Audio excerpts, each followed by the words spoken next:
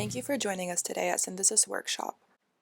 I'm your host Reem, and for today's Research Spotlight episode, we're joined by Joan Pereira from the Ney group at École Polytechnique in France.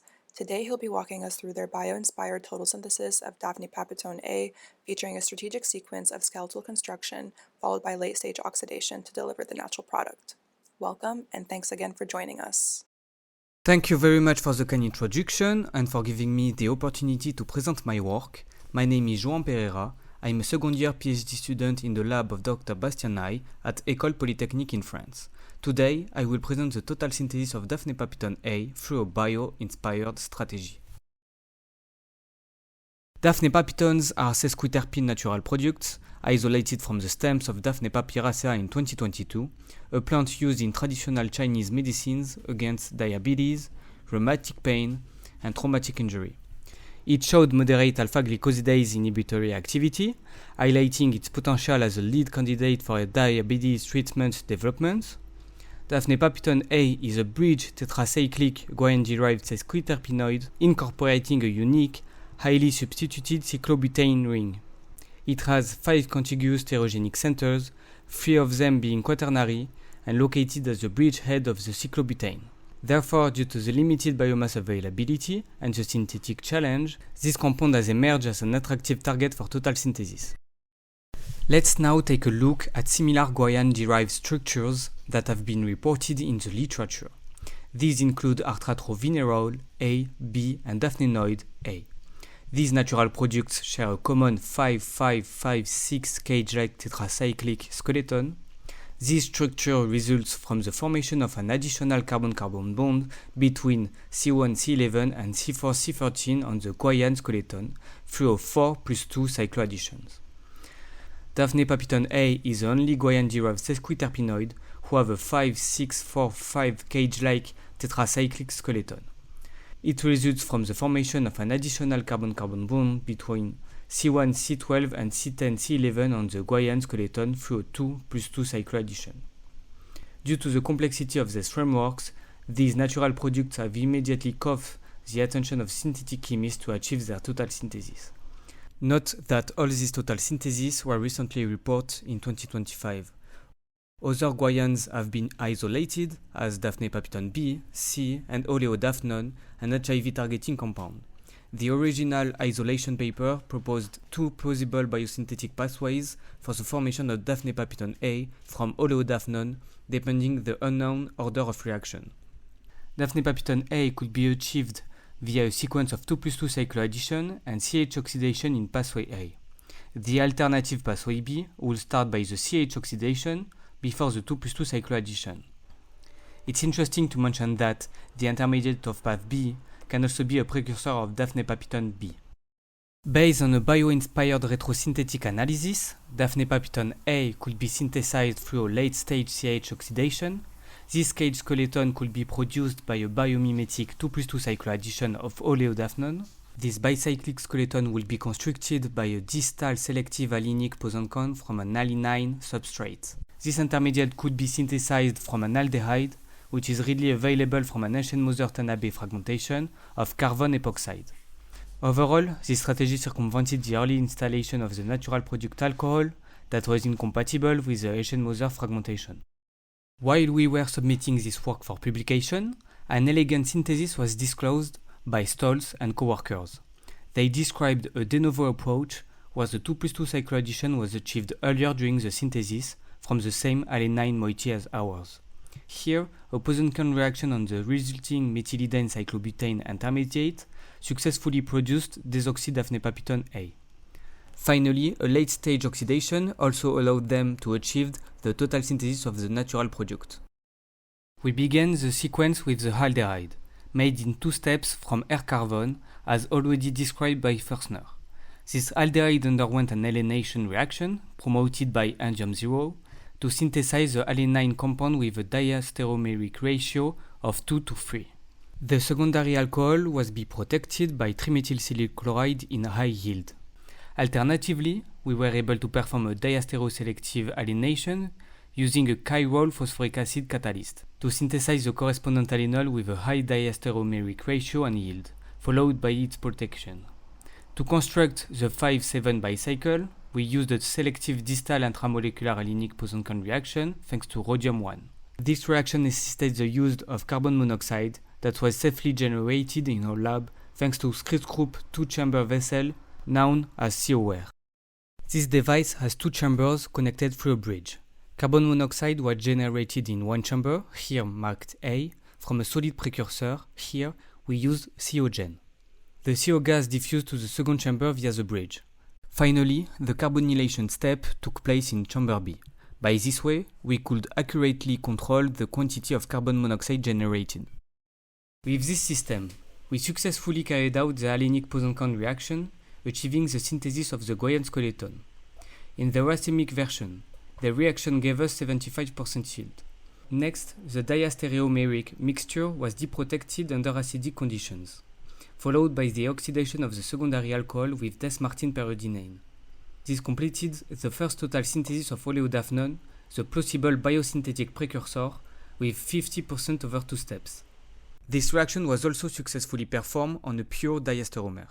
Since the deprotection in acidic condition was found to induce epimerization of the C9 stereocenter, we finally used tetrabutylammonium fluoride to complete the first total synthesis of diarthrocasi and daphnenoid W with 59 and 53% yield, respectively over 2 steps. On the occasion, we revised the structure of diarthrocasi and demonstrated that it shares the same structure as daphnenoid W. With oleodaphnone in hand, we turn our attention to the second key reaction to synthesize the natural product, the 2+2 cycloaddition. Interestingly, the X-ray crystallographic structure of oleodaphnone showed an equimolar distribution of two conformers in the crystal, either with a pseudo-equatorial or a pseudo-axial orientation of the isopropenyl group. The distance calculated between the isopropenyl and the olefin of the cycloheptanone ring was below 4 angstrom on the pseudo-axial conformer, supporting the feasibility of the photochemical enone-alkene 2+2 cycloaddition. To generate the tetracyclic skeleton of Daphnepapytone A, a solution of oleodaphnone in dichloromethane was irradiated at 370 nanometers with a Kessel lamp, giving the bridged cyclobutane in 73% yield. To validate that this reaction is biomimetic, we irradiated the same compound with a white LED. After 18 days, we observed a 10% yield by NMR. It therefore seems reasonable to suggest that this intramolecular reaction is biomimetic in the sense that it could occur in the Daphne plant under sunlight. Finally, we turn our attention to the challenging late-stage oxidative functionalization and the gamma position of the remaining enone.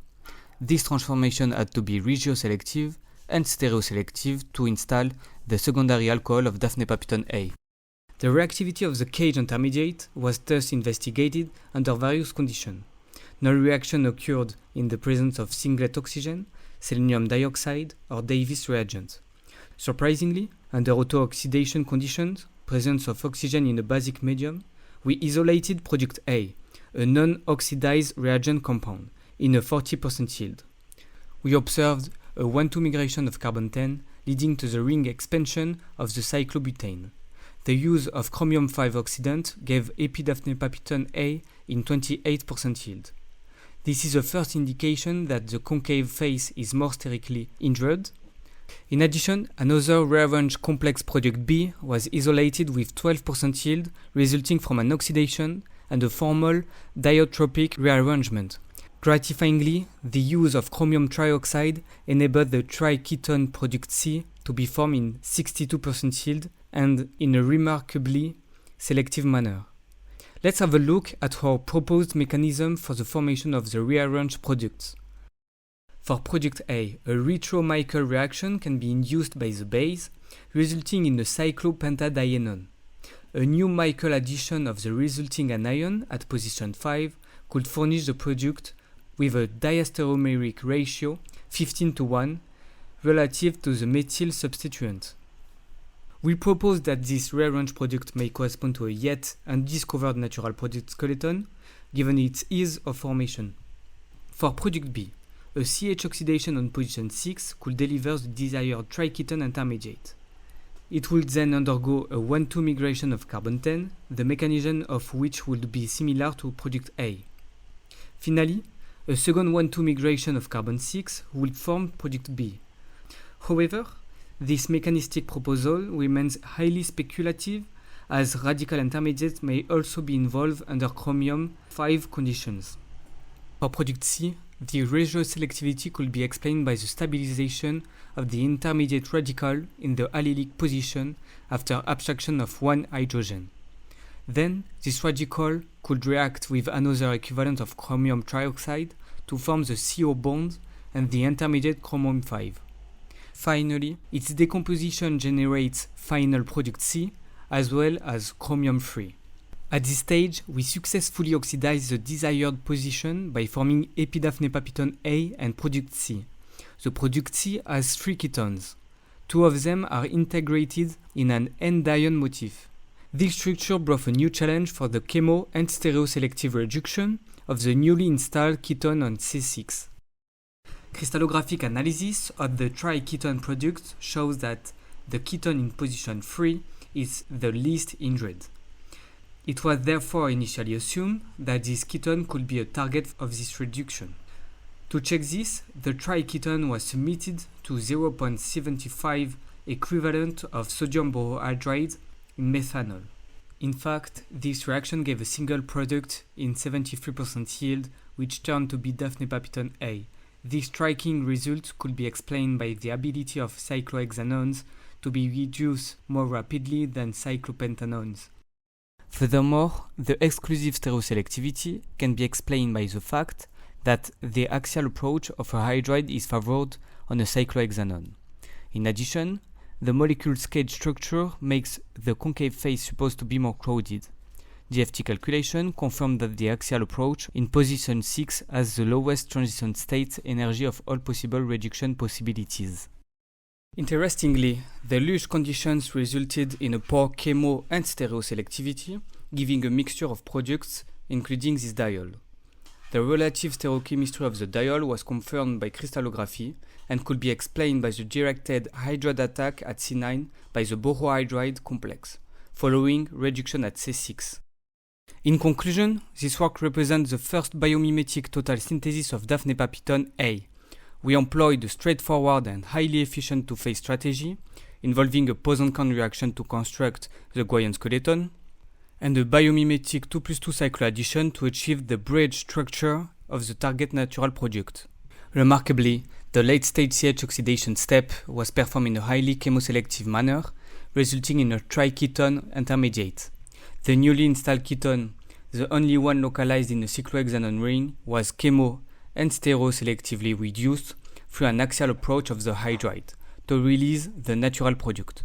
During this work, complex rearrangement of the bridge skeleton were observed, highlighting its reactivity and the possibility to discover new natural product skeletons with similar structure in the near future.